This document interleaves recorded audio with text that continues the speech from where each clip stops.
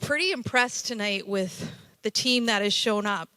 And I think, first of all, hi everyone. I forgot to do this earlier. I'm Coralie Oakes, the MLA for Cariboo North, soon to be the riding of Prince George North Cariboo. I was elected in 2013. Prior to that, I served on City Council for a few terms and spent 14 years proudly with the Chamber of Commerce in Quesnel. And I'm so pleased that the Chamber is here tonight and did an amazing job on Friday night for International Women's Day. And it's just a testament when we come together as a community, we can do amazing things. I had the opportunity quickly to drive some of my colleagues around and like, wow, your community, it's a great community and there's a lot of pride. And I think that's a good takeaway that all of us. Before I introduce the head table, I do have a lot of the elected team at all levels of government joining us this evening so that we can take the messages back. Why don't I start over here? Please stand up. Jim Glassford. Yes. Jim, what's your area again? Area I, Mary Shoestrom. Area A, Steve Forseth. E, Barb Backmeyer. Bushy Lake, Milburn Lake. B. And then we have elected officials from the City Council. We've got Mayor Ron Paul. We've got Councillors Mitch Vick. Councillors Lori-Ann Rudenberg. And I think that is a testament, the fact that all levels of government are here today to listen to each of you. We'll provide lots of opportunity for you to come and raise the questions that you have. I think we took too much time earlier today on the introduction, so I hope you don't mind, but I'm just going to give you the mics to introduce yourselves. And I'm going to start with our MP, and I have to tell you, I just want to say in front of all of you, a huge appreciation to Todd Doherty. Is so incredibly busy, and the fact that he came down and listened to the town hall earlier, met with people. It's been an incredibly busy day. You have an incredibly large riding, and the fact that we can work collaboratively together really, really means a lot. So I said I wasn't going to introduce people, but I'm going to start with you, and please help welcome Todd. So I'll try to keep this short because my staff member said I went on for about 8 minutes in the last one. So listen, my name is Todd Doherty. I'm the Member of Parliament for Cariboo Prince George. It is amongst the largest riding in Canada. I think it's 92,000 square kilometers, and it's only getting bigger in April. But I don't care. I love this place. And I love the people. I love our friends and our families in it. And I love what we do. Part of what makes this job enjoyable is the team that we have. So whether it is our Cariboo Regional District Directors that are here that were mentioned earlier, Mayor and Council that we have a great relationship with for once. I have great relationships with our mayors and council throughout, but also our provincial team, which we have Coralie, Ian, and Ellis Ross, who I'm very proud to call not just my colleagues, but my friends as well too. And the reason why that we have all levels of government, not only those that are here, but also within our First Nations communities too.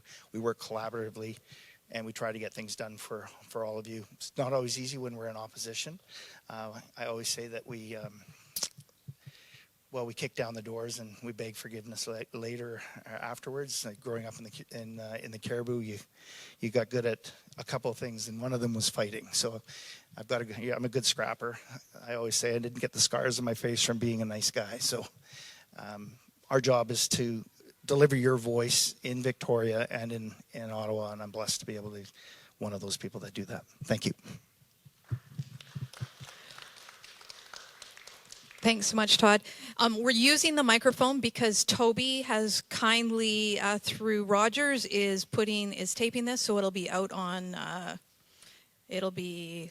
people can watch it on YouTube after, so for those who weren't able to attend. So that's why when we do the questions, we'll also be utilizing a microphone. Ellis Ross got up at 3:15 this morning, and and is still awake. So we're very, and I've made, oh my goodness, we have ran, we went up to Lataco. We've had a bunch of meetings today. We had an earlier town hall on agriculture. Like, it has been an extraordinarily busy day. I just want to say what a privilege it is to work with Ellis. He brings so much common sense, such a thoughtfulness, and so much experience to our team. And with that, I'm just going to turn the mic over to Ellis to introduce himself. Hey guys, thank you. I passed through your community during a leadership race for the BC Liberals a couple years ago, and I was quite impressed with your town. There was actually a carnival happening at the same time during the summer, so I got to cruise around and go talk to people at the same time. My name is Ellis Ross. I live in Kitimat Village, BC. It's a small Indian band on the west coast of British Columbia. I was the chief counselor of my band for 6 years, and I was a counselor for 8. But I decided to resign as chief counselor and run for an MLA to get LNG off the ground. I wanted to help the BC Liberals because the BC Liberals had done so much for First Nations from 2004 to 2017. I'm going to keep this very short, but my passion is economic development, fiscal responsibility, good governance, and freedom. Freedom I haven't been able to talk much about because I'm a provincial MLA, I'm not an MP.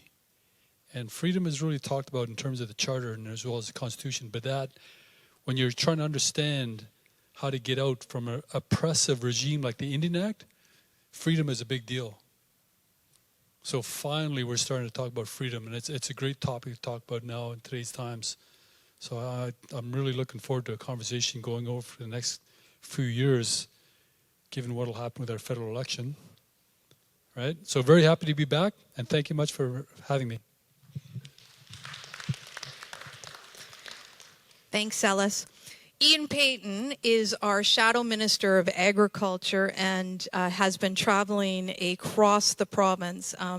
Food security is so critically important to all of us, and the changes between red tape, regulation, are significantly impacting our agricultural sector and therefore our food security. And Ian has done an incredible job traveling the province, meeting with folks all over. He heads into estimates shortly, and that's our opportunity to grill the government and hold them to account on the changes that they're making. And Ian is incredibly busy, and you were up at 6:30 this morning. Hope to get them back again after putting them on such a tight schedule and a lots to do. But would you please help me welcome Ian? Hi, good evening, everybody, and thanks for having me up here to Quesnel. As Coralie said, I'm the Shadow Minister for Agriculture, and I'll tell you sort of why. You guys, some of you heard this earlier today, but I'm proud to say I'm still living on the farm I was born and raised on 67 years ago. My 97-year-old mom lives across the driveway in the big old farmhouse that I was born in. But my grandfather bought our farm in about 1938, and he was a dairy farmer. My dad was a dairy farmer and an auctioneer, and I became a livestock auctioneer as well. So that's my other life. But yeah, I was a dairy farmer as well up until about 20 years ago. And dairy farming nowadays, just about everywhere in Canada, is sort of go big or go home. So, we were milking about 60 cows. We had a pretty good purebred herd, about 125 head of cattle total. But it was like, do I borrow another $1 million and get bigger and increase my cash flow? But then I got to build more barns and probably buy some more land to grow feed for my cattle. And so anyways, that's kind of like it is now. If you're dairy farming in British Columbia or Alberta, you're probably milking 500 to 1,000 cows, not 60 or 70 anymore. But anyways, I'm so glad to be here. Part of my role as Shadow Minister is I get to travel the province to speak to people like yourself, farmers and ranchers, and it's really been enjoyable. I've been all over the province, but I've never been to Quesnel. So it's pretty cool. I'm so happy to be in Quesnel for the first time. But this summer I was in Fort St. John, Dawson Creek, dealing with farmers with drought issues, water rights issues. I was up in the Kootenays dealing with farmers and ranchers up there. All sorts of issues with livestock, like the elk problem in British Columbia is unbelievable. in parts of BC and Vancouver Island, where elk are just destroying people's farms and lands and getting into the barnyards. So there's all sorts of issues. You know, we're going to talk tonight about carbon tax, how, you know, BC United has guaranteed we're going to take carbon tax off of all agricultural uses. If the federal government changes hands and they take carbon tax off, BC will follow suit and make sure that we are not at a disadvantage from any other province in Canada. So we will take the carbon tax away.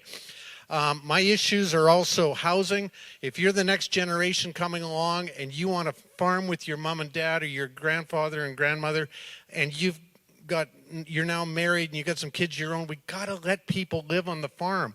This rule of one principal residence and one second residence now that's only 970 square feet, we can't have young families commuting 25 kilometers to get to their farm to milk cows in the morning and night. So we need to have, you know, second, third, even fourth houses on farms if you're a bona fide farmer. So yeah, that's about it. I also talk about tonight about the cost of productions that are going through the roof. I mean, farming was kind of cruising along there at interest rates of 0.5%, and farmers were buying new tractors and whatnot. But suddenly, you know, with the price of feed, fuel, and fertilizer, and interest rates suddenly going up to 7.5%, it's a tough go for a lot of people in this province. So, you know, I understand what it's like. I've lived the farming experience my whole life. I'm still doing it to a certain extent, as much as I can in the summertime on our farm, in between this political gig. But looking forward to any questions you might have tonight that might come to me about agriculture. So thanks for having me, Coralie.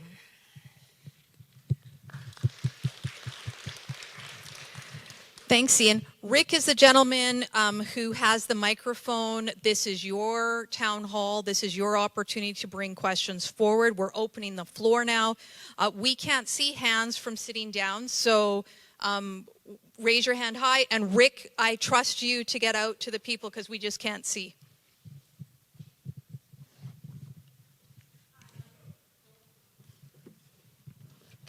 Hi, I'm Kathy Somerville from the Chamber of Commerce. Oh, yep, I sure will. Thank you so much for coming tonight. We really appreciate it. I'm here to speak about the hardship of theft and vandalism that continues to burden our businesses in Quesnel. The Chamber's completed a survey with 82 businesses in Quesnel and found that 62% of the businesses are feeling the financial hardships caused by vandalism to their businesses and or property. And a staggering 61% are being hit with theft. Our businesses need to know who is looking out for them. They are law-abiding citizens who pay their taxes and want to add to the economic growth of our communities. These owners and operators have families to feed, bills to pay, and this senseless vandalism and theft putting them out of business. It is tough enough to have a profitable business during these times with the cost of labor and goods and services. Small businesses are the heart of our communities, and we would like to know what the government is going to do to help them through this challenging time.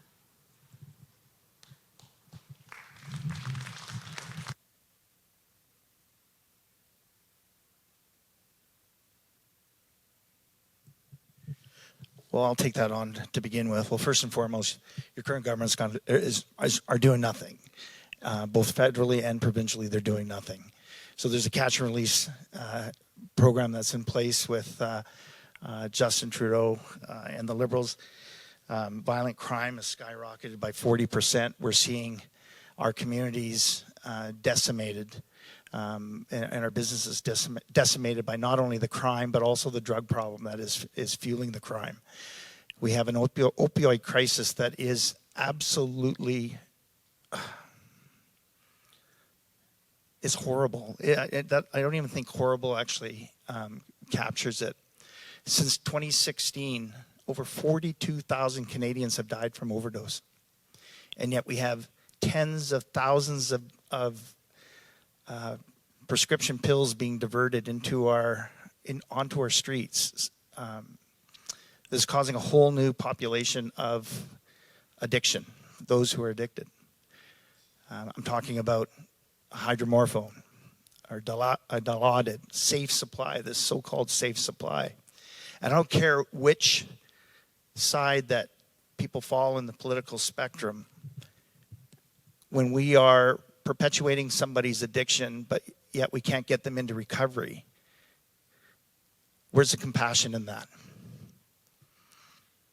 We need to do more to make sure that we are stopping those addictions, that we are providing that avenue for those who are addicted. We need to stop carfentanil from flowing into our communities, through our borders. We need to arm those who are in charge of protecting our borders and protecting our communities with the tools that they need to stop the crime, so that it's not a revolving door on these prolific offenders. 90, what is it? Ron probably knows, our counselors probably know better than I do. I think 90% of the crime, or 99% of the crime, are committed by 90% of prolific offenders.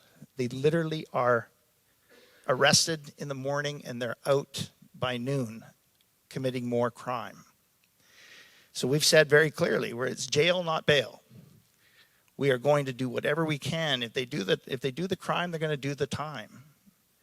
And as far as it comes to the opioid crisis, as many of you might know or may not know, I'm the Shadow Minister for Mental Health and Suicide Prevention. I work very closely with our Shadow Ministers in terms of addictions and our Health Shadow Minister. We are waging a war on this. Every day in Ottawa, we're raising awareness of what these drugs are doing in our communities. It's absolutely shocking when you see it every day. You go down into your back alleys, you see these tent cities. This is what we've become as a country. We have fallen. It's time for us to stand up and say enough's enough. There's no compassion. And we have to do more. We have to stand strong against crime. Thanks. Not all of the blame lies with Ottawa. BC has to take some of that blame. A couple of years ago, BC signed an agreement with Ottawa saying that we should decriminalize 2.5 grams of illicit drugs, meaning if you're caught with crystal meth, cocaine, heroin, or fentanyl, nothing will happen to you. They pretended to follow some of the Portugal model and some of the Oregon model. But the Oregon model is that they're reversing it. They're getting rid of it. It didn't work. Addiction spiked, deaths spiked. But in Portugal, what the BC government didn't tell you, you have an option. If you commit a crime, you go to treatment or you go to jail. In this case here, BC blamed Ottawa for the bail conditions when really Mike DeYoung used to be the Attorney General for BC, and he told the BC government there's a way for the Attorney General to direct the Crown Counsel to press charges. Mental health issues and addictions aside, for the most prolific offenders, there's a way to direct Crown Counsel. But Crown Counsel right now has been told do not press charges. So the RCMP are arresting these people, they're building their case, bringing the Crown Counsel, and nothing happens. Some of these people are getting out 3 or 4 times a day committing these crimes. And by the way, the last thing I'll add, when BC government signed an agreement with Ottawa, it wasn't done through the legislature. We didn't debate it. It's not legislation. It's an experiment. But BC was supposed to provide treatment beds, and they didn't do it. And Ottawa has done nothing with them. They were also supposed to start an ad campaign to talk about how bad drugs are. They didn't do it. We've been trying to fight on all fronts, but it's become politicized to say that we don't care about addicted people or people with mental health issues. Of course we care, because those are our brothers and our sisters, our family out there. They need treatment, they need beds, and BC and Ottawa are not living up to the terms of the agreement that they signed when they actually agreed to decriminalize drugs for 3 years. It's an experiment that's failing, and Oregon is actually reversing their experiment. And I think just in closing on this particular topic, I've heard from a lot of families in Quesnel and the region. And it's heartbreaking when I have parents that are literally mortgaging their homes because they can't get a loved one in treatment. And what we put forward is a very comprehensive, as BC United, a comprehensive platform of what would we do. Because Kathy, I know that from a business person, you're just wondering, well, who's going to fix it? Like you're just trying to keep the doors open as small businesses, and it's frustrating. It's frustrating when, you know, you've got governments who, you know, come out with programs. The last program for the small business, I think through the chamber, was so complicated. There was so much red tape. I don't know if anyone was successful in our community, of even 2 people in our community were able to actually get through the red tape necessary to get any funds. I mean, I spoke about it last week in question period. It's on our Facebook page, and I just asked them. I ran through the list of and look, please know, I just gave a snapshot of some of the break-ins that have happened in 2 months in our downtown. I could say that the same thing is happening throughout our entire region, and I get that. I know that it's happening in the regional district. I know that it's happening in Williams Lake. I know that it's happening in Prince George. It's happening everywhere. And the response back from the government, well, we put these hubs in. Well, we don't have a hub. There's no hubs in the north. So it's great for the government to say we're doing all of these actions, but we get left out every single time. Every single time that the government says, look, we're doing something, we're taking action, we don't actually see any of the results here on the ground. And we are taxpayers. We're sending the money to Ottawa and Victoria, and that money isn't getting returned. So you see the team here, and there's others around the room. We got to push back on government, and when they say we're doing stuff for the businesses or we're doing stuff for the communities, my ask of each of you, we are saying it's not enough and it's not working, but we get the rhetoric, well, you're just politicians and you're just trying to make politics out of it. No, we're not. We're talking to the families. We're taking those calls. And I know each of my colleagues, I am sure, have taken that 11 o'clock call at night where they're trying to find a room for a loved one because they're finally ready to go into treatment. And you phone throughout the entire province to try and find that loved one a bed. And the best that you can get is 6 months down the line. It's not good enough. They promised that they would be putting treatment in the north, and we're demanding that they deliver. I know that that's just one piece. And the other thing on Crown, we've talked to Crown, and imagine the workload that they have. Imagine the fact of the catch and release and the struggles that they're having on the paperwork. They need help too. And so we are working on that, and we'll continue to push. But thank you for the chamber, and please keep pushing that. And the stats really do help. Know that that survey and that information really does help. So thank you. Hello again. Stuart Fraser from NASCO Guide Outfitter, 27 years. I've been in the business, family business, since the late 70s. My question is, when is First Nations consultation enough? When have we done enough First Nations consultation? I'm a guide outfitter. We get our quota every year. We get a 5-year allocation. Every year we finish our season in November or December, and we're used to get our quota numbers in December because we go to the shows in the States. We spend 3 months south of the border selling our wares, and we come back and we're all booked up or whatever. We don't get our allocation numbers until July now. When I go south to sell my wares, I don't know what wares I have to sell because everything has to go to Victoria. Our regional biologists, they do all the work, they do all the consultation with First Nations, they give us a temporary number in December. It goes back to the Director of Wildlife in Victoria, and she brings it back to First Nations consultation until end of March or end of May, beginning in June, and we get a number finally in July. And if we get a number that, if I've sold 10 moose hunts and I get my number of 5 moose, how do I run a business that way? Every year that happens that way. And if they take them away, we get nothing. There's nothing in the Wildlife Act that compensates guide outfitters for when they take stuff. They took our caribou away. I lost $100,000 that year. They took my moose season away in September 2016 for 1 year. We haven't got it back yet. I lose money every year for the last 7 years because I can't hunt in September. The go-to excuse, First Nations consultation. When is enough? First Nations consultation.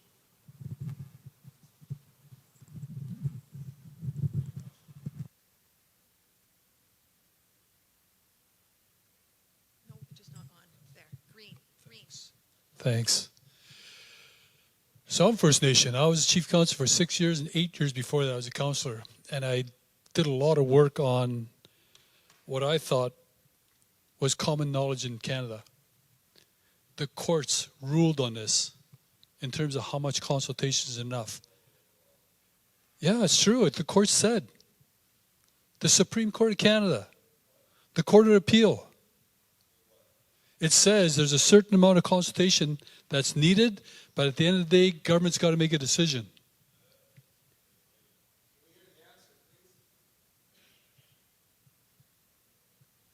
Would you like to hear it? At the end of the day, the government has to consult. That's no doubt. There's no problem with that. In fact, before that, you had a BC Liberal government that did that. And sometimes they would rule against what I said. But we would live with it because it was mandated by the courts.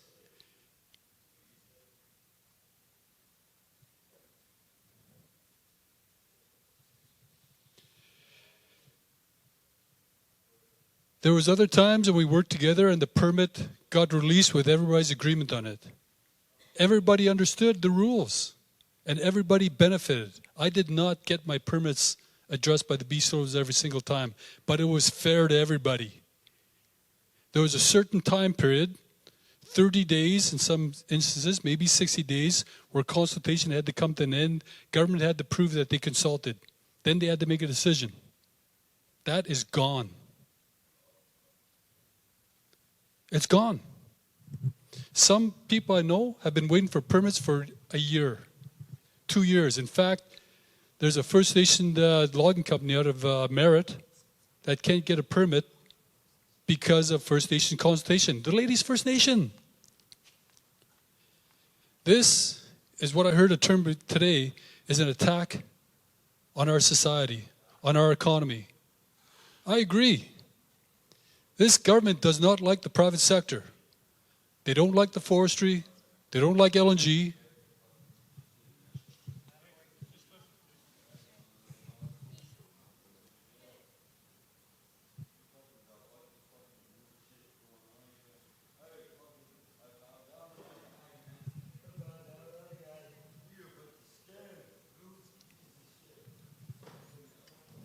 I tell you, this is not governance. This is not what the court meant when they meant consultation. Sir, your question, how much is too much? It's a valid question. But it's happening all across BC, and the private sector is just not welcome by this government.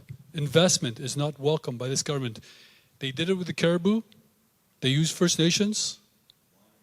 They're doing it up for LNG. They're doing it with that. They're doing it with the Blueberry River Agreement. They're doing the same thing. It's a great question. I don't think anybody's going to answer it because the government's in control right now. Nobody's asking questions. I've got an article coming out. That's going to talk about land management amendment agreements and why this veto is going to upset a lot of people across BC. So, good question. I'm going all across BC, and I get this kind of reaction. And it's sometimes it's like this, and sometimes from law-abiding people that are just frustrated. But the one thing I ask, no matter who you are, First Nations, non-First Nations, ranchers, I don't care who you are, don't take the bait. It's not your neighbors that are causing it. It's not First Nations, it's not non-First Nations. It's this government intentionally dividing us. They want this to happen. I'm seeing it all over. There's a reason why they don't want the forestry sector to succeed. There's reasons. There's so much taxes and fees being piled up on small business. They don't care how many small businesses shut down all across BC. But don't bring it to your community. Put your anger where it belongs. That's a Victoria.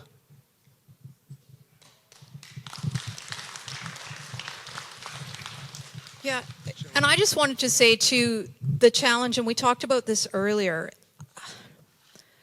there are strong sentiments with the government pitting us against each other.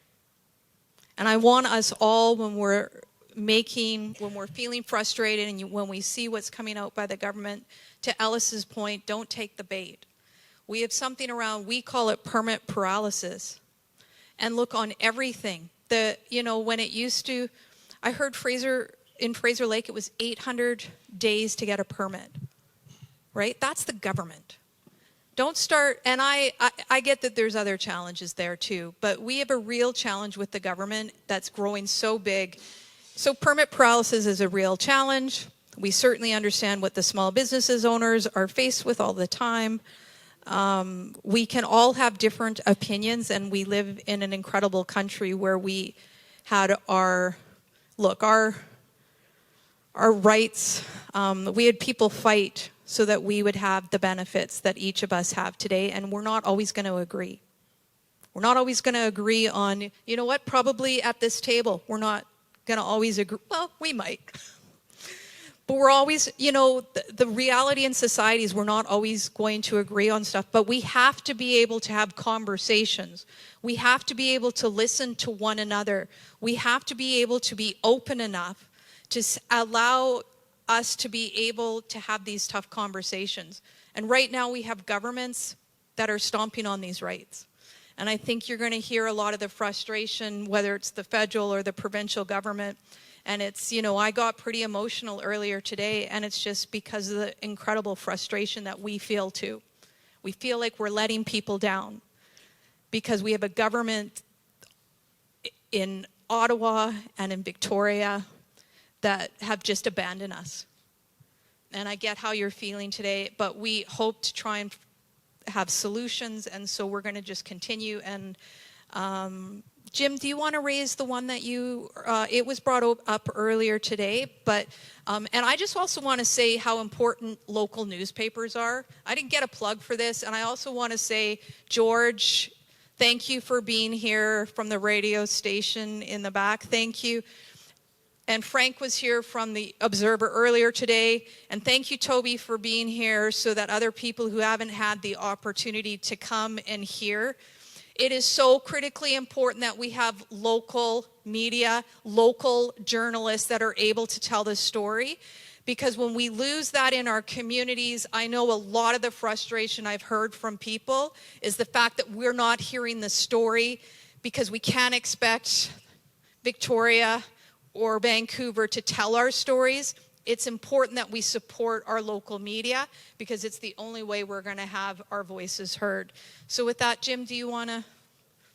You bet. Yeah. Thank you.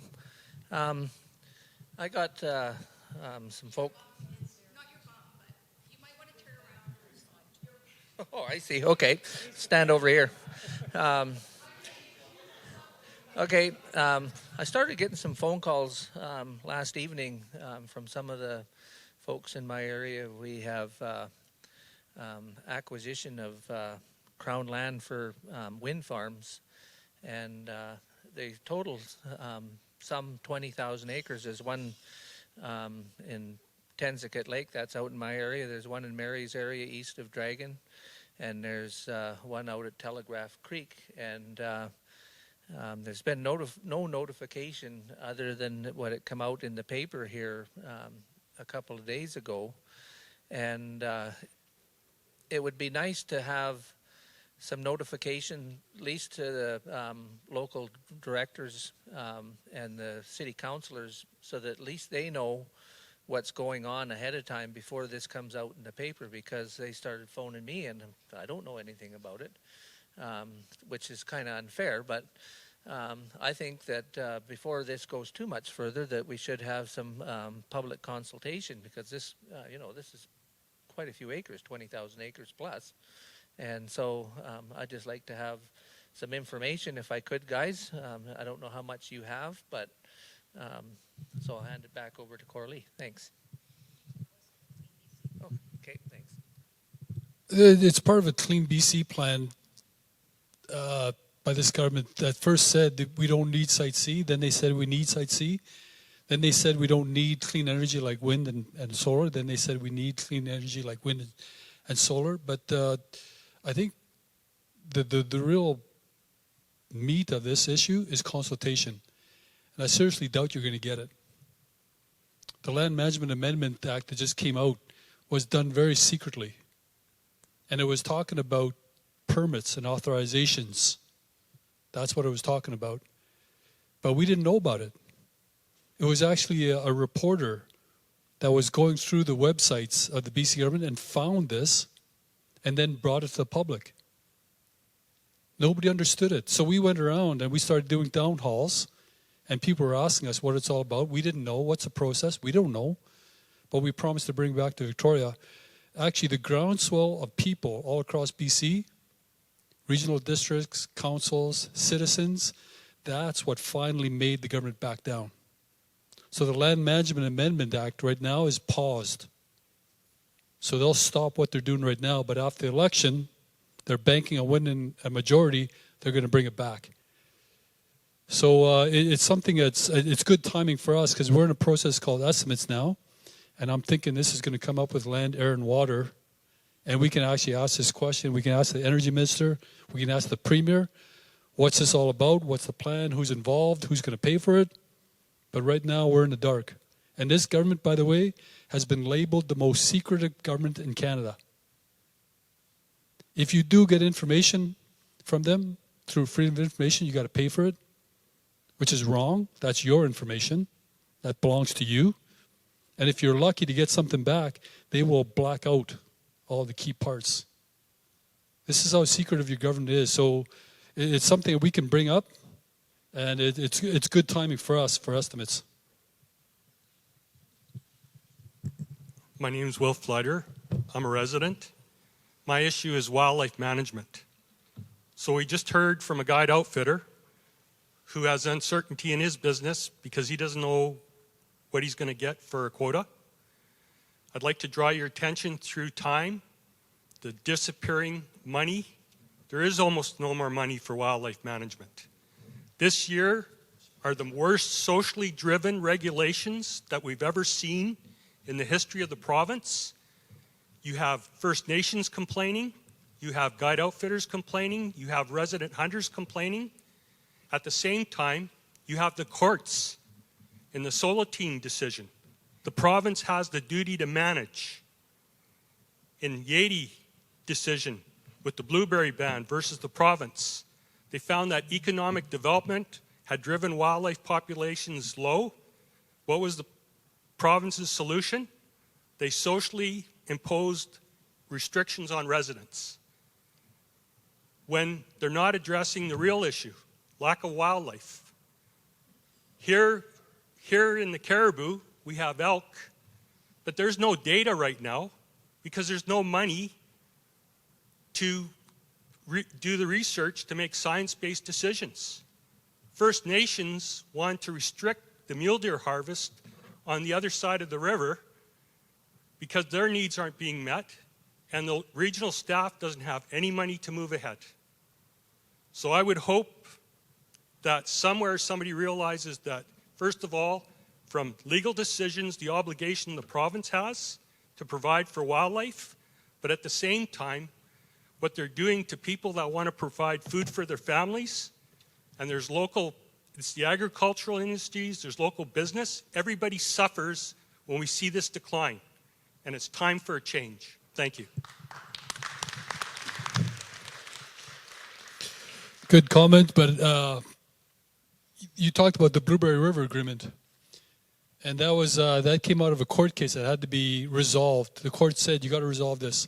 So the BC government did this, but you know who's taking them to court? Halfway River and Doig River, neighboring First Nations. Now, they're not about the wildlife management more so. They're more so concerned with permits not being issued for oil and gas, for mining and forestry coming out of their own territories.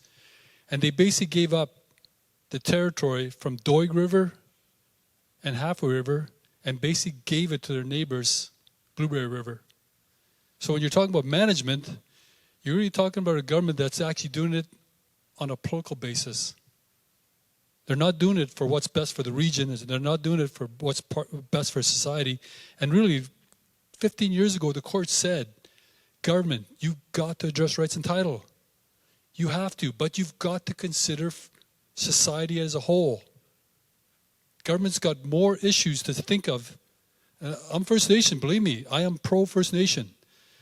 But I do understand government has a duty to provide hospitals, highways, doctors, nurses, teachers. They got to provide that. How are you going to provide that if you don't get the economy going? Doig and Halfway River are fighting the Blueberry River Agreement, and I think that's a template for the Land Management Amendment Acts that this NDP government tried to secretly push through. So you have issues with management, it's probably going to go the same way the Land Management Amendment Act went. They'll pick specific people and groups to consult with, they'll get the answer that they need, and then they'll make these groups sign confidentiality agreements. So when the news comes out, all you're going to hear is government side of the story about what a great deal this is for wildlife management or land management. That's why you don't hear any of the larger groups criticizing what the government's doing, because they have to sign confidentiality agreements. The most secretive government in Canada.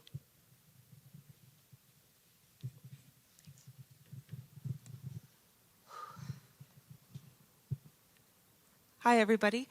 My name is Dr. Elizabeth Wilson, and I'm not used to speaking in front of people, but I have a lot of things that I would like to speak on, but I grew up in this community. I am fourth generation farming and ranching. My grandpa homesteaded a ranch, Pelican Lake Ranch, so my children will be fifth generation. In terms of agriculture, I'm deeply embedded in this community. I still do farming with my family. There's a few points. One, and maybe they're kind of extraneous, but it all comes together. What you were saying about the government being the most secretive government that we've had, as one of the major problems is being able to get information out to people, because people have no idea what is, well, you guys may have some sense of it, but most people have no idea about what is going on and the attack that we're under on all fronts. And so I really appreciate the fact that we're having these discussions. We've needed to have these discussions for a long time, and we need to keep having them. How do we get information out when all of these outlets are blocked? I mean, you mentioned the Quesnel Observer, and just an anecdotal story with my family. There's a creek that's on our range, and there was actually an article published in the Quesnel Observer saying how there was a local ranching family who was destroying a fish-bearing stream, but if you actually went out and you saw the stream, you would see that it dries up for half the year, so it's not fish-bearing, but that's a piece of propaganda. There's lots of propaganda and misinformation out there that's being targeted towards us. I'm very concerned about our food safety and our food supply. As a doctor, I work with people of all walks in a community like this. I'm a naturopath, so food is my primary mode for helping people. So I feel passionate about that. But when does it border on criminality, what the government is doing? You say that we need to fight, but the position, and I am willing to fight, I am not a coward, but I'm not a martyr either. And the position that I am in is if I say anything that disagrees with the government narrative, which they label misinformation, it is in the law of Bill C-36 where they can take all of my assets and put me in jail for spreading misinformation. And I was actually reported to my college and investigated for spreading misinformation and promoting vaccine hesitancy and making unverifiable statements. I was reported anonymously by the government, I think, for sharing a House of Commons debate from Ottawa, of all things. So when you say that we need to fight, I'm willing to do whatever it takes, but I literally can go to jail for talking. Yes. Yes, and so that's the position that we're in. So what would you suggest that we do? You know, and also my grandfather, who was a pioneer in this community, we're talking about seniors today, and his story never got any traction. And I know we all have stories about the lack of health care that you receive, but he was literally in the hospital here in town, put on a floor without a man lift, immobilized, given a paper packet of exercises to do. He's never exercised a day in his life. He can't get out of bed. He can't feed himself. He can't hold a fork. And the nurses wouldn't feed him. And he was laying in that bed. And I said, Mom, he's going to die. I took him home. I set up a hospital room. I took care of him. I got him where he could walk and eat and function. But he came home from the hospital with a piece of gauze taped over a sore on his spine that he'd had for years in and out of the hospital. It turned out that he actually had osteomyelitis and had to go back in, and it was out of my control. And then he ended up in Dunroven, where he got maggots in a wound, because there's no excuse for that. That's just neglect. And it sickens me what is happening to everybody. And I think that's my main question is, what do we do?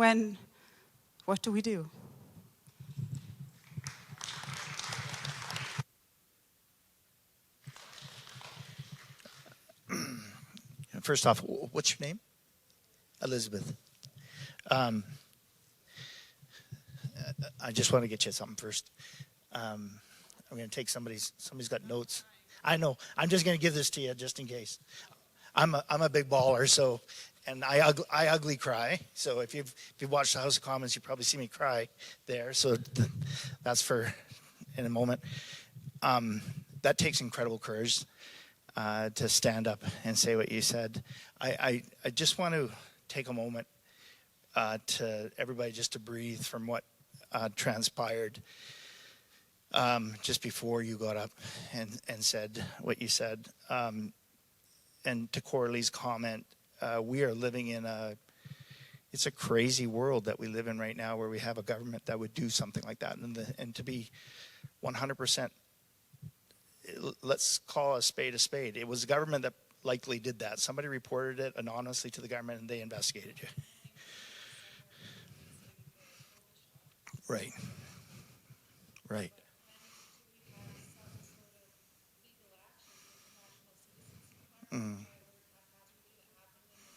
Right.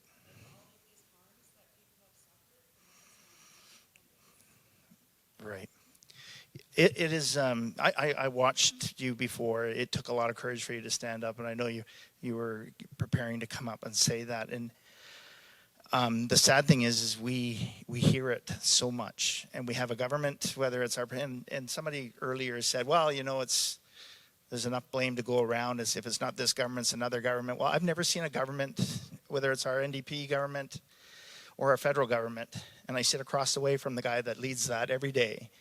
And I've never seen a government more divisive in all my life. Whether you're vaxxed, unvaxxed, whether you, whatever choices you make, if it's not to their mantra, then why should we tolerate you? And we should do everything in our power to shut you up. And that's exactly what you're seeing. It's not even fear-mongering. It's exactly what you're seeing with the passage of these bills where...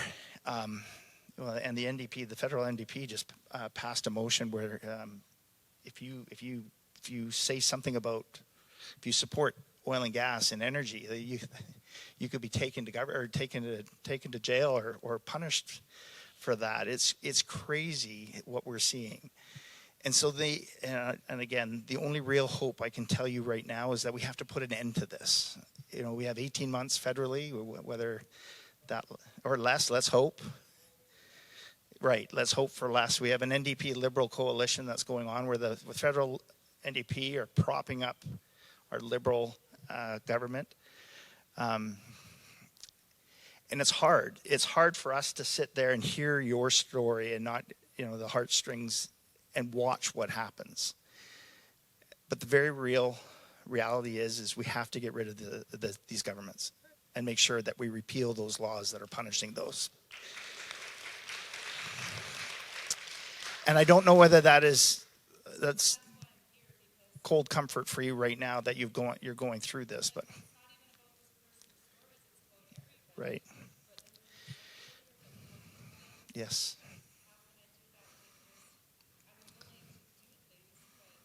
Well, the hope that we have right now is that we have a number of people. We probably have 100 people here. Math is hard for me, but like Justin Trudeau, it's hard for me as well too.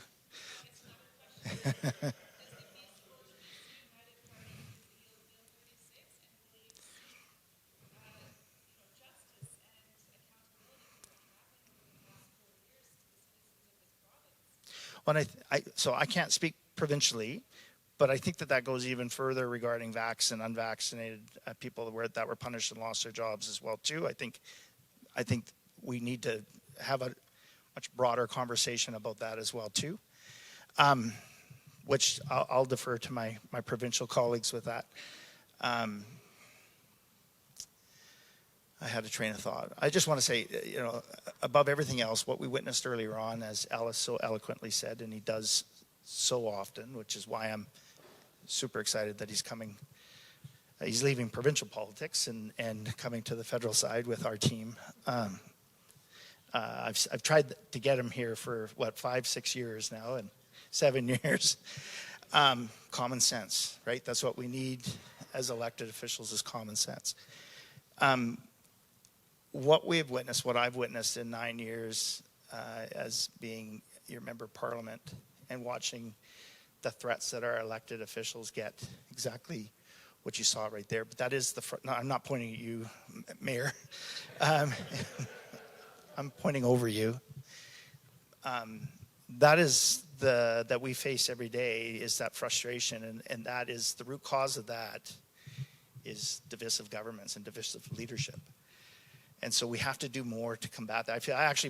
Pardon me, but I feel bad for that gentleman, obviously, but he's frustrated, right? And so I feel bad that the way it ended.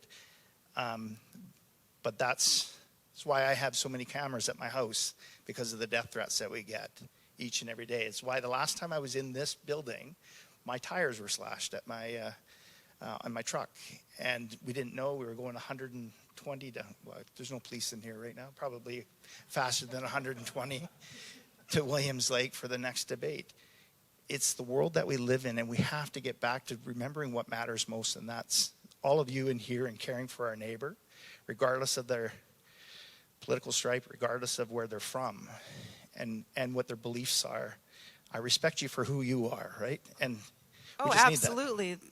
I totally agree with you. But so what do? Yes. We got to get... understand it starts with the individual, Yeah. and it has to be from the ground up as well. We can't solely rely on our elected officials. But when you have the BC Conservative Party, who's also vying for a seat at the table, are you worried about that splitting the vote and then the NDP gaining power again? And are you willing to have a coalition with them and things like that? And that's a great question too. And we talked about that. I mean, we talk about that a lot. Look, we all we are trying our best, because we know the only way to move forward from this is if we defeat the NDP. We get that. And we're open to those conversations. And just on Bill 36, we didn't vote for it. And and I understand what you're saying too. And I want you to know that we've been very clear for the last, year and a half. I think it was last June. Why are we the only jurisdiction?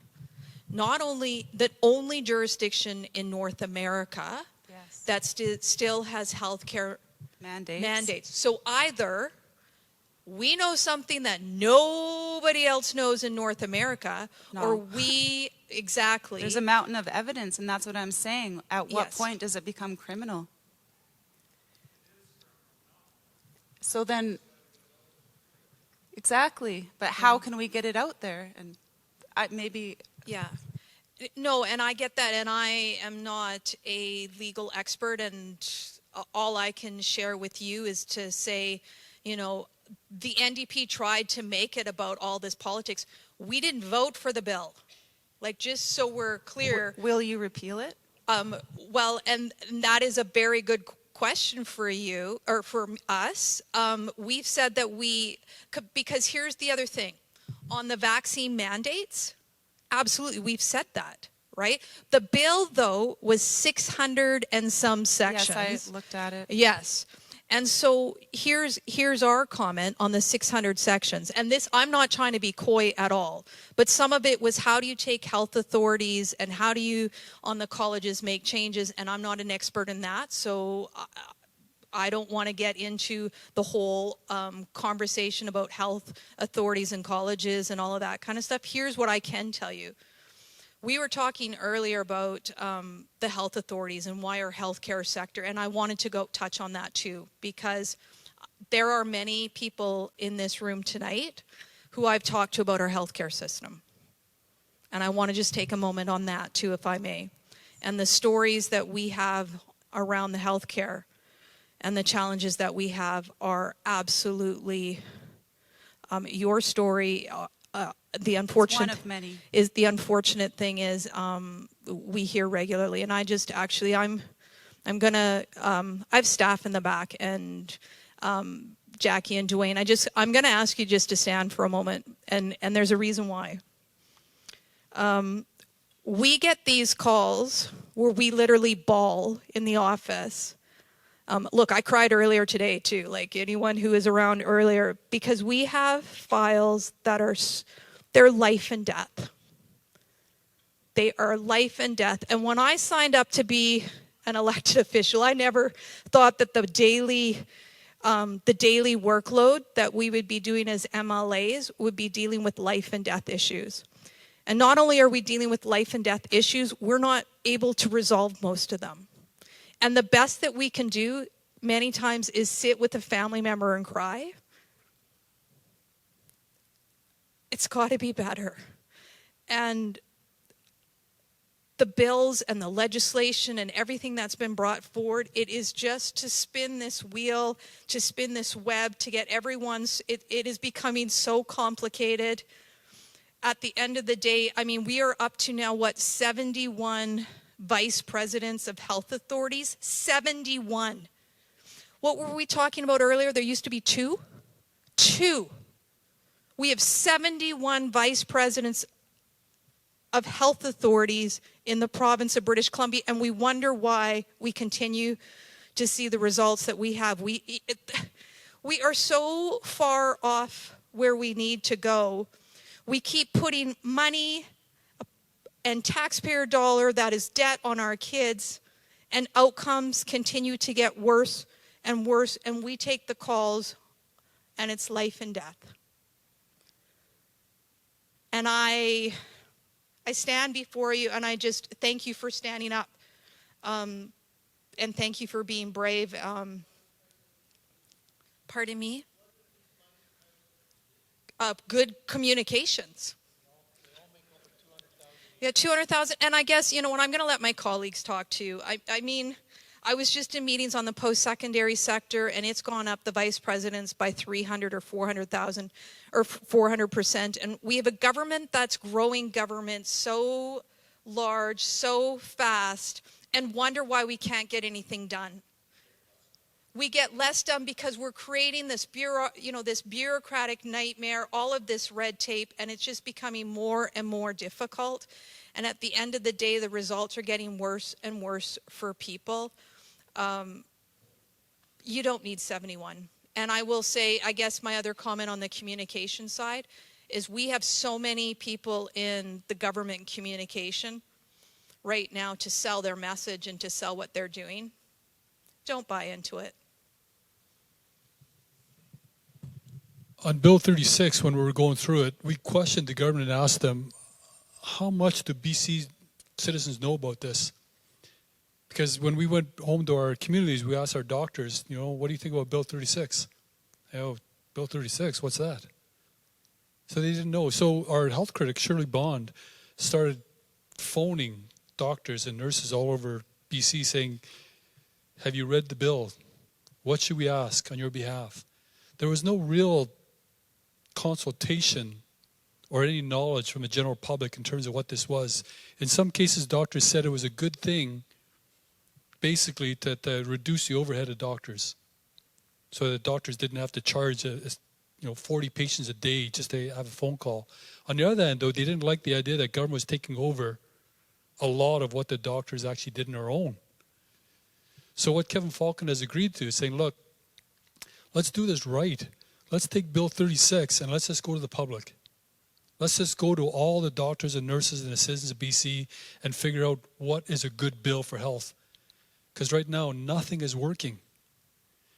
We're sending 10,000 people for cancer treatment in Washington.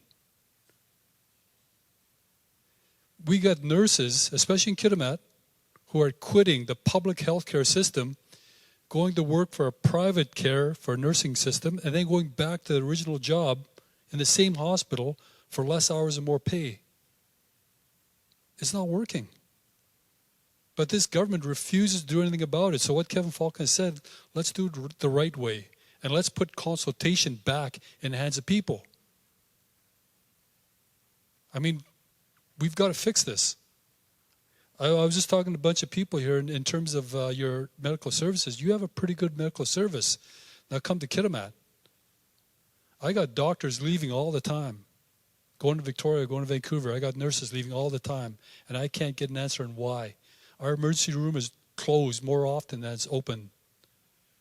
And people got to drive an hour to get to Terrace, to get to emergency room services.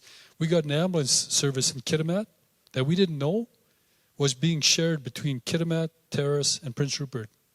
That's 3 hours away. That means if they make a one-way trip to Rupert, we're out of an ambulance for at least 6 to 7 hours. All this is happening right now. So I think I agree with Kevin. We've got to look at the whole system again and figure out what's going to work, especially for the rural areas. Because all the doctors and nurses are moving to the urban centers, and for whatever reason, we can't figure out. But I hear you guys have a good system, which is fight to hang on to that. You're very lucky.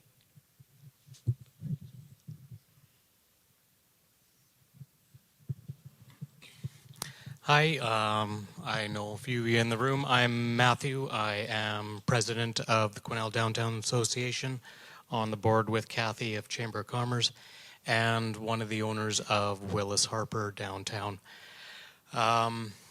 Operate a business that has been in Quesnel for 91 years this year. And we're touching base on a few things already with regards to healthcare. One of my questions is in regards to the harm reduction policies brought into place, most recently with regards to drug use, and looking at the harm it's causing to our community and our healthcare system.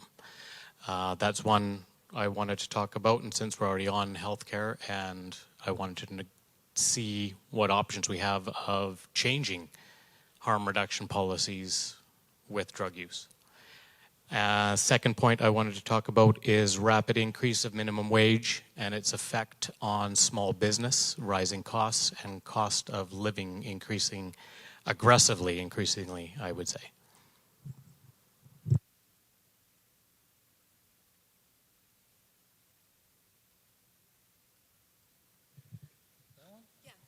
Okay. BC United has said we need more beds. There should be no reason why parents should be mortgaging their house not once but twice to get their kids treatment. It's a real issue all across BC and all across Canada. But the promise for decriminalization of drugs was a promise of beds, treatment beds. In fact, we got a proposal from Terrace. First Nation leaders all got together and said, the streets of Terrace belong to all of us.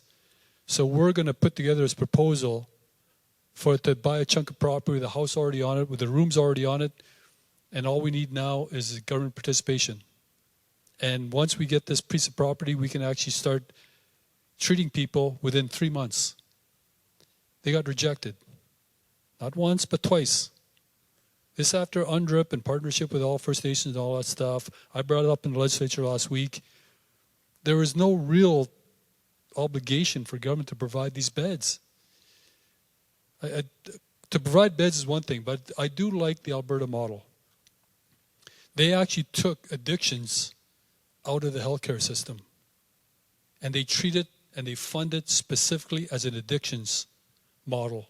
They're building treatment centers all over Alberta under the addictions ministry. And I've talked to doctors and nurses, I've talked to RCMP, and they've said, We're not trained for this. The RCMP are not trained on how to go into an emergency room and hold somebody down while you give them a shot to sedate them. They're not trained for that. Doctors and nurses are not trained to deal with violent people that are suffering from drug abuse. I mean, I've had this discussion with social workers. I'm afraid of a guy that's 6'6", 280 pounds, and he's on drugs. I'm afraid of him. I know RCMP that are afraid of them. We've got to take this out of the health aspect, and we've got to treat it for what it is. It's mental health and addictions. And I think Alberta's on the right track. It's going to take some time, but we're already spending the money. We're over budget. Not just in terms of the provincial budgets, but in terms of the budget the businesses are incurring. There's a lot of crimes and terrorists that go unreported because they know nothing is going to happen. We need a different approach. We need treatment. But we also got to start encouraging our young people, do not take drugs. There's a rumor going around now that part of the safe drug supply in BC will include crystal meth. This is absolutely crazy. You can't even control Dilaudid. It's making it into the schools in Lower Vancouver. They've got a dispensing machine distributing opioids in Vancouver. This is not a political issue. This is a society issue. It's going to affect each and every one of us if we're not careful. We've got to get some common sense thinking back in the room. You know, one other thing I can say is that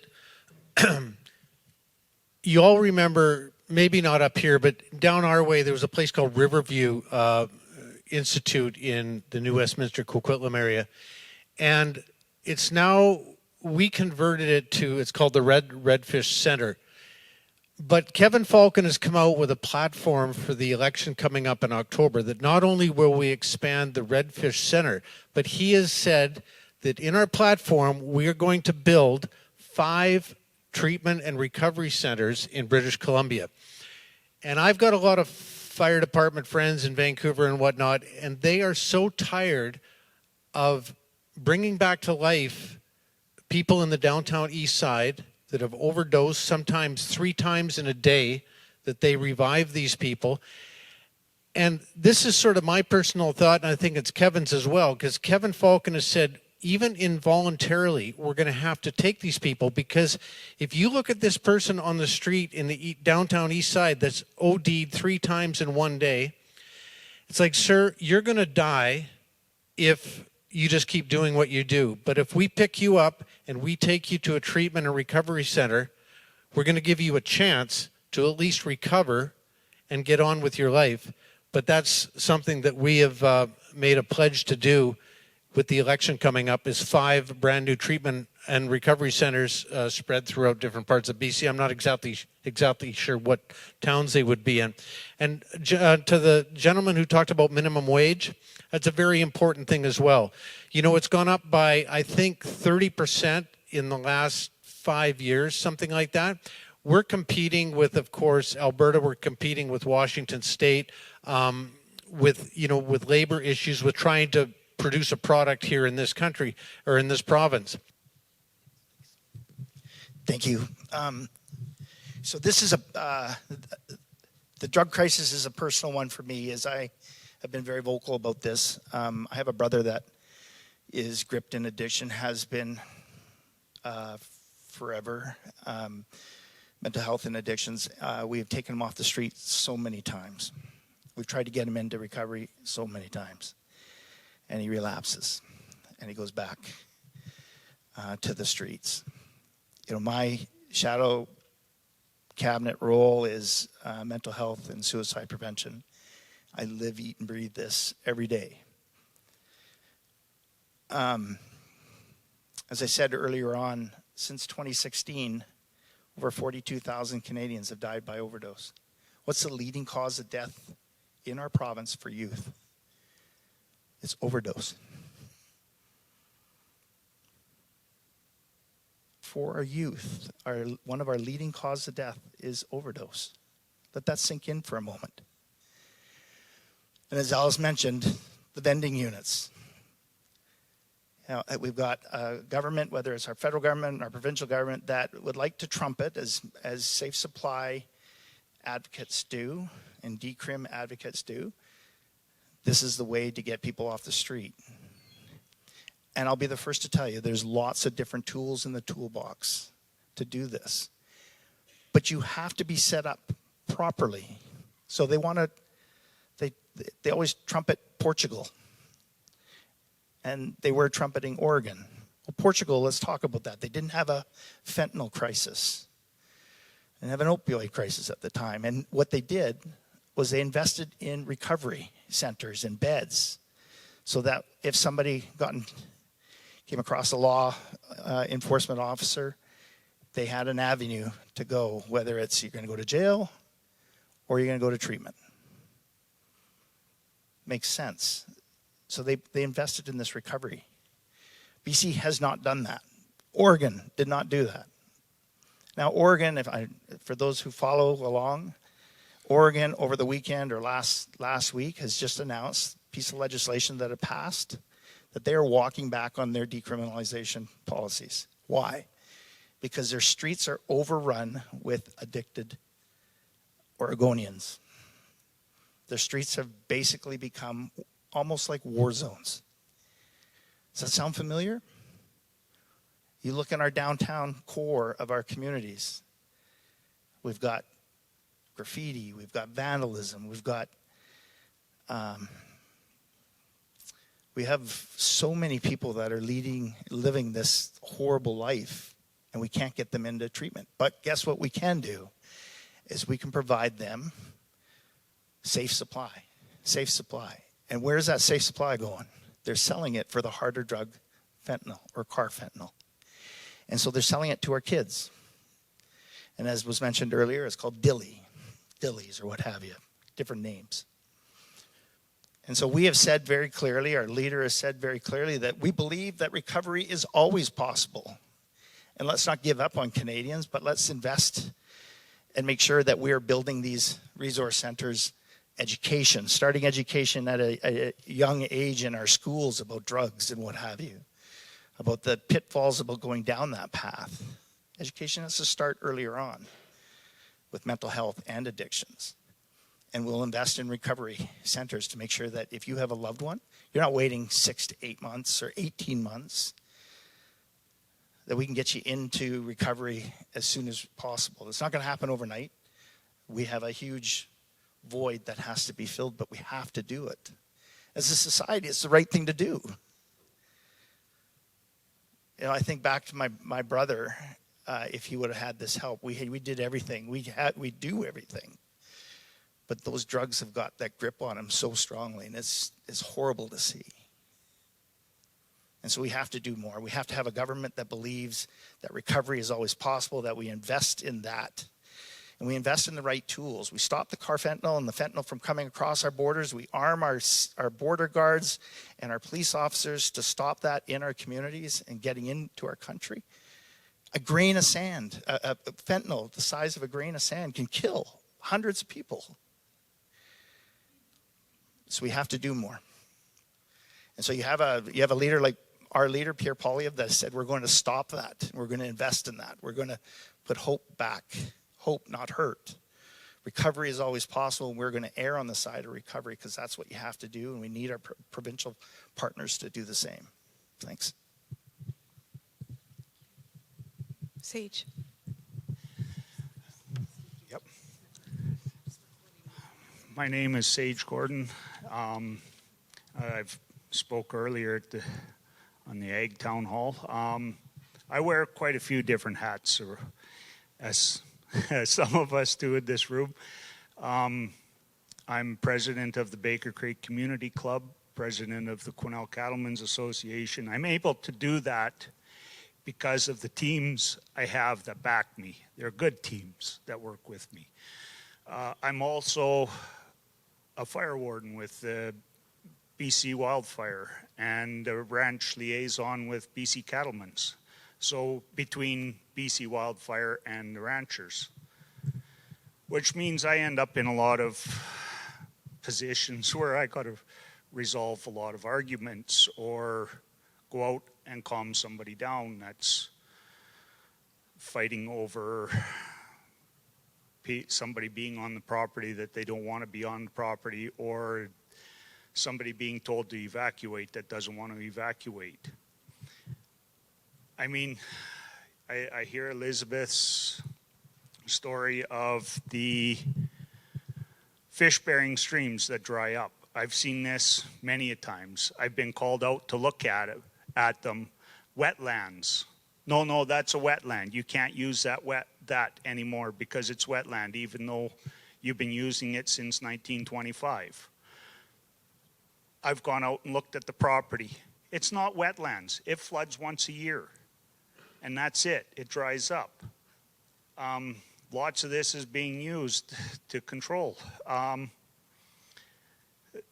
So we can't, the misinformation. I'm glad that the Land Act was put on the back burner. There's a spot where it was putting in jeopardy a lot of our range tenures. Those that have range tenures were going, what's happening? What are we going to do? Because it's putting our existing tenures in jeopardy. Those that were looking at getting new range tenures for the first time, or possibly getting one down the road, it put a veto on it. We're glad it backed off, but it's still looming in the wings. I spoke out against UNDRIP because I said, when it first came out, because I said, we don't need more bureaucracy. We don't need this. It's just going to create more problems, more red tape. And I don't know how many others did, but I was one of the ones, when I read through it, after I read over it three times trying to figure it out, I said, why don't we just go to the First Nations? We're already working with them. We have pretty much a good relationship with them. We're on the same page for land stewardship. Without land stewardship, we don't have range. We don't have grass for our livestock. That's simple. That was put up. I tell you, oh boy, did I get backlash on that, because that wasn't supposed to happen. No way. But so I mean, we need to work together on that. But also, why do we have to, on private land, when we tell them that it's not wetlands, or it's only wet once in a while, in the spring and maybe in the fall, or it's not a fish-bearing stream? Do we have to fight with it all the time? We've been on this property. We know the property. Those that come out and look at it know the land. We talk with them. We deal with it. So I see the issues there, and I get called on it too. What do we do? Who do we talk to? Well, I'll see if I can find out. Another one that's come up, and I know some people disagree with it, but ranchers in wildfires or evacuation orders of any kind, ranchers don't want to leave their properties unless absolutely necessary for the safety of their livestock. It's not their own safety. It's the safety of their livestock. Now, with the Emergencies Act, we're getting told, and it's been revamped, I have to look it up again, but we're getting told that if we don't leave, we can be pulled off of that property, fined and jailed. SPCA can come in and take our livestock. Now, there's apparently ways around it. I don't know exactly what they are. Or I don't remember them offhand. And we could potentially lose our property over it and our livestock for the remainder of our life, lose our livelihood. Now, last year, I got called out last fire season. I got sent out to a ranch where the rancher told BC Wildfire get off my property, stay off my property. There is going to be serious issues. Even the RCMP, he told the RCMP the same thing. Get off, stay off, or we're going to have serious issues. He was fine where he was. The property was probably one of the best fire-safe properties I've seen in the area. And he was set up with his pumps. But this Emergency Act, people have gotten to the point where they said, well, I guess we're going to jail or it's going to be a firefight. Like, it doesn't matter who shows up, it's going to be a firefight. So my question is on both of them, what do we do? Who do we talk to? I'm on the side of the rancher. Let's stay, look after the livestock. How are you going to gather 100 to 500 head of cattle off of the range, 600 head of cattle off range? The SPCA comes in, finds you because the cattle are because you're putting the cattle in danger.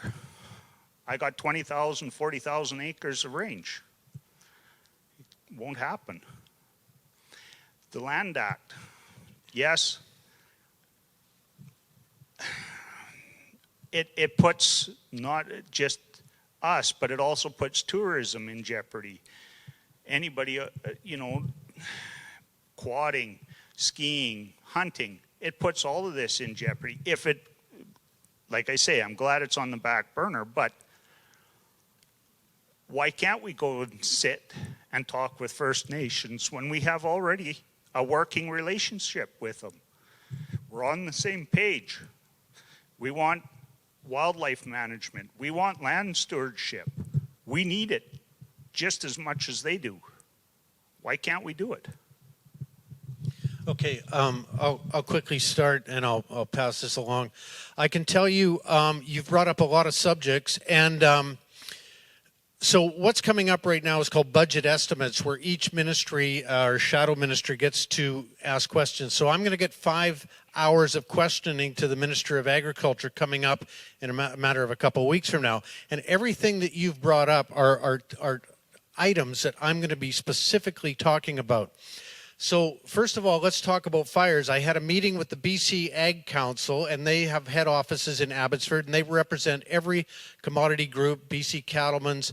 And so I had a meeting with them the other day, and they're pushing for government now, like you said, for farmers and ranchers to be able to be the knowledge on the ground in their area when fires break out. And they need to start getting respect from the RCMP or whatever, emergency management, because they have the knowledge of that area. And they also want to bring forward what's called a re-entry pass. So you sign up in advance, so you've got this re-entry pass where you can be able to show this pass and get yourself back in to your properties to look after your livestock or your facilities. Pardon me?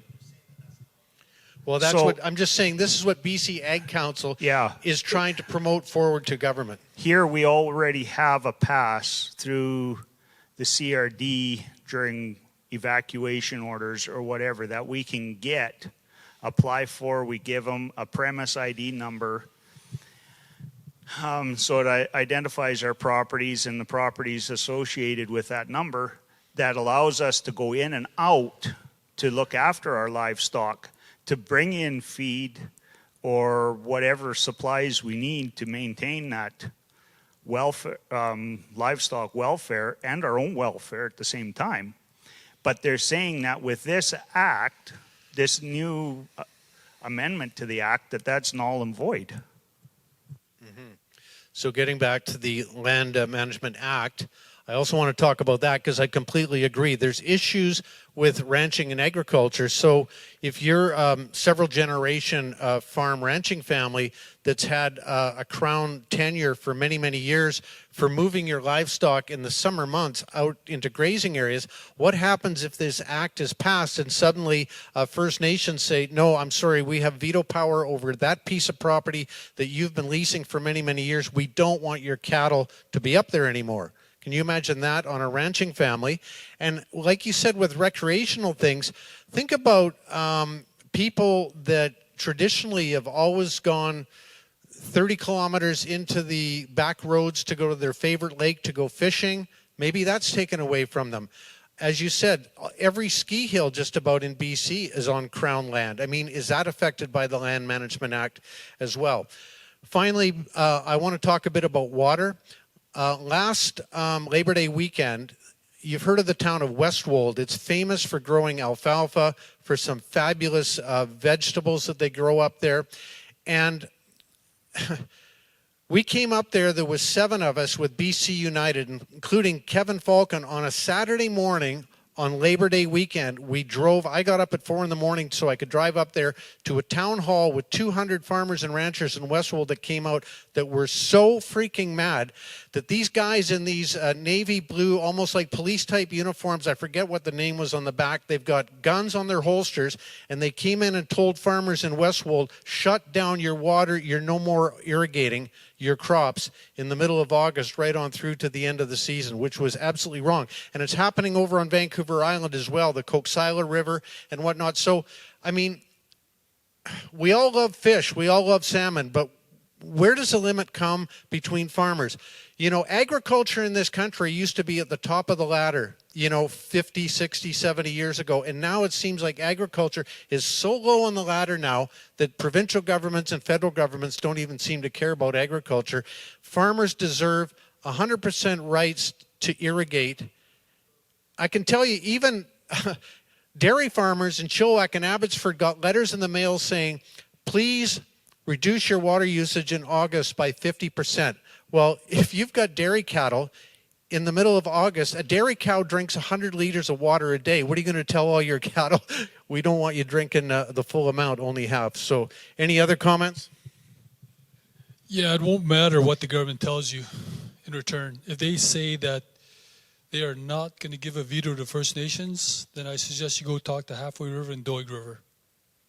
Because they said they gave a veto to Blueberry River over all the gas permits, forestry permits. We debated this in the House for a couple of years. One in UNDRIP, we debated over and over and over. Is there a veto in here? Oh, no, it's not a veto. Then what does consent mean? Well, it's not a veto. Yeah, but if they don't give consent and you don't issue the permit, isn't that a veto? No, that's not a... Well, now we know from the First Nations who are taking it to court, it is a veto. So even if we do get the government to pass something in legislation that says this is not a veto for a Land Management Act or maybe your grazing rights, it's not going to come out in reality. You're still not going to get your permit. This government is, I don't know, they like to describe the opposite of reality. None of this is happening. So it's a really tough position. I think I agree with Todd. I think the only way you're going to solve this is get rid of this government. At both levels, for that matter.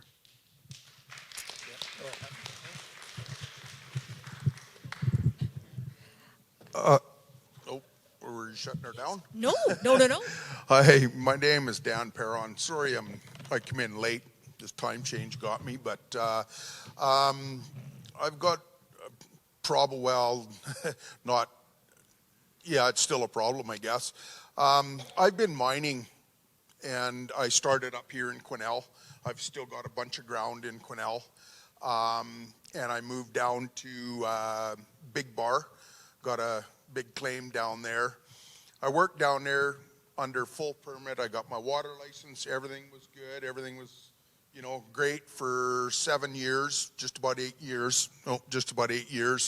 And the rancher I'm mining on the OK Ranch down there, the rancher is absolutely tickled pink with what I'm doing because I'm pulling all the topsoil just like I'm supposed to be doing, like all my reclamation plan with the mining's permit and all that stuff. Rick and Lauren Dirksen know all about what's going on with my stuff. I've been in this battle here with the Agricultural Land Commission.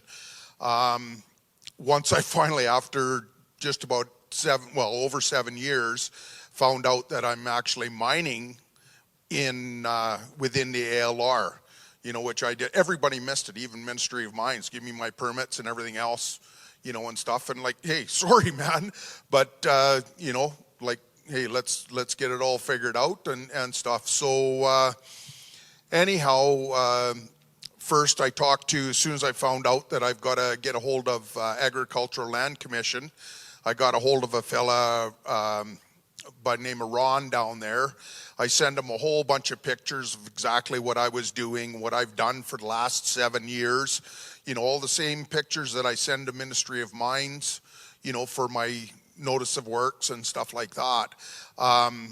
He said, and I was really concerned because I do everything by the book properly, all the permits and everything else. So he says, well, Dan, he says, you're doing the right thing. So that just like, oh, okay, thank you, man, you know. So he says, just put in an NOI. So I made application. It cost you $150 for an NOI. It's supposed to be done within 60 days. And I never heard. Nobody asked me any questions or anything like that, asked me for any more information. And it was over the 60 days, they sent me a letter and said, no, they won't pass this, that I've got to go through the commission, through the full thing. I phoned the lady that was on the sheet that declined my application. And she said, no, it's, you know, because you've already been mining there, is what she said. So it's got to go through the full commission. So, well, okay. So that's a $1,500 application. Now it's got to go through in two phases. So the first phase is make an application to the TNRD in Kamloops, because I'm out west of Clinton on the Fraser River down at Big Bar. And so I sent that application in there. I got, you know, a call from the fella that was the land use planner, and, you know, I sent a bunch more information and stuff like that. And then a little while later, you know, he phones back and said, okay, they're having a public meeting. You want to come? You bet, yeah. So I went down there. I'm sorry, we're starting to lose the crowd. Oh, sorry. And I do have to respond to a few things before the business community leaves. Go ahead if you want. Yeah. You'll So, and hear here's me what out. I'll Yeah. no, but here's what I'll say. I should have mentioned this. Lauren Dirksen was supposed to be here tonight. Yeah, I didn't see And him here. because his estimates are starting tomorrow or the next day, so we'll make sure that this gets brought up in estimates through Lauren. Lauren and I work very, very closely as the other Caribou MLA. So he wanted to be here. So did Tom Shapitka and Wilf. Tom has a private member's bill about how we would be supporting wildlife management and where those funds, similar to the freshwater fisheries. So Tom wanted to be here today, but his estimates are also up. Before the business community walks away, I do want you to know that we didn't even have a chance to talk about the death by 1,000 cuts. I just had a business owner take me aside and say what the cost would be on just having 20-some employees, and it's $880,000. So when you start looking at these costs, how much more can these small businesses bear? They can't. And so for the business community, we hear you will be raising that. I talked to Kevin, too, just quickly on the Bill 36, just so that you would be, I wanted to make sure I could provide you the accurate language. I did not want in any way to misrepresent that. So I think it's important to read that into the record as well, so that you have a sense. Look, I never want to be in a position to mislead anyone, and if I don't have an answer, I'll be honest and I'll try and go out and get it. So that's what I've been trying to get as I've heard things this evening, and you'll always get that from me. Even if we don't agree, at least I want you to know that I'll get you the information. He's repeatedly said that depending on the discussions that affected, that will prefer a total repeal and start from scratch, but some of the groups tell me that amendments can fix it. So that's to Ellis's point too, that look, we have to talk to the professional colleges. You're a part of that, so I don't know if, so at least those are the two things, and that came from Kevin. So I see the business community. if I didn't mean to cut you off, or I saw a few leaving. I didn't mean to cut you off, Don. So now you can go forward. Dan, sorry, I didn't mean to do that, but I just saw people leaving because I know we have the room till 8. So hopefully we can we have it for about another 15 minutes? Yeah. Yeah. If you can bring it to us, maybe that's easier, just because we only have the room for a certain amount of time. So we can right. Yeah. Okay. Yeah. We just have to start. We have to start cleaning up the room. So, I want to give my colleagues the final comment as well. No. You. Yes. Yes, of course, Mr. Mayor. Yeah, thank you very much. For those that don't know me, I'm Ron Paul. I'm the mayor, and I just want to put things in perspective with a little bit of a story. And some of you have heard this story before, but on October 15, 2022, that was our last local government election. And at 10:30 at night, my phone rang, and it was a guy by the name of John Panagrat, who was the mayor back in 1970, or pardon me, he was an alderman back in 73 when I got hired away from the Observer. And he says, Ronnie, congratulations on being Quesnel's second best mayor. And I said, Johnny. I said, when you were mayor, you only had 3 things on your agenda. You had snowbanks, potholes, and barking dogs. I said, all of that crap's been pushed to the back of the bus. And I have inherited what I characterize as a complex conglomeration of social and societal issues that you and I never heard of back in 1973. I'm not going to go any further with that. You know exactly what I'm talking about. Now I want to take off my mayor's hat and put on the hat of Ron Paul as a member of the Federal Conservative Party and a member of BC United. There's a hell of a lot of courage up here and right here tonight, and that is admirable. I didn't come here to talk. I came here to listen with my notebook. And I guess if there's one parting word that I have, I talk about change. And we've got 4 of our political representatives up here, but unfortunately, they are all in opposition. We don't have anybody here from government. And so the final C that I want to talk about is change, and we need change. Thank you. Where did he go? Thanks, Mr. Mayor and Ron. As an individual, I guess in closing, here's the thing. First, I really am grateful that my colleagues and MP have come forward tonight. It's not easy standing in a room, not knowing the questions that are coming forward and trying to provide you with answers to questions that a lot of times are, I wish we had the answers for. And I want to also acknowledge the Cariboo Regional District directors and the city councillors who have come here to listen this evening.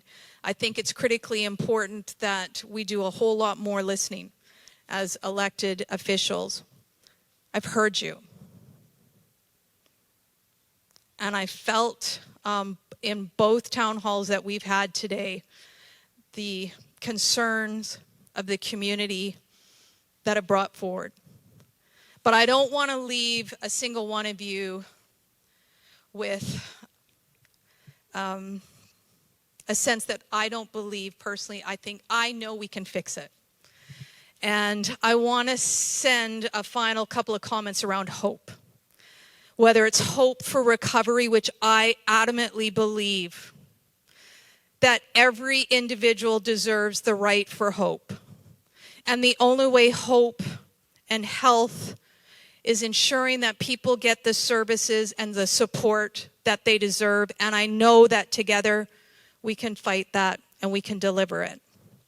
I understand that economic activity and opportunity is what Ellis Ross talks about, is that we should be lifting communities up. We should be lifting individuals up. Fourth generation. Our kids are going to be the fifth generation. I want to make sure it's the sixth and the seventh and the eighth generation. And you know what? I grew up on a farm. I grew up in an agricultural community. I know what it does for young people. I know what it does when you have connection to roots. I know what it means about community. And I know that our community is connected, and that in times of difficulty, whether it's the wildfires that Sage talked about, we come together.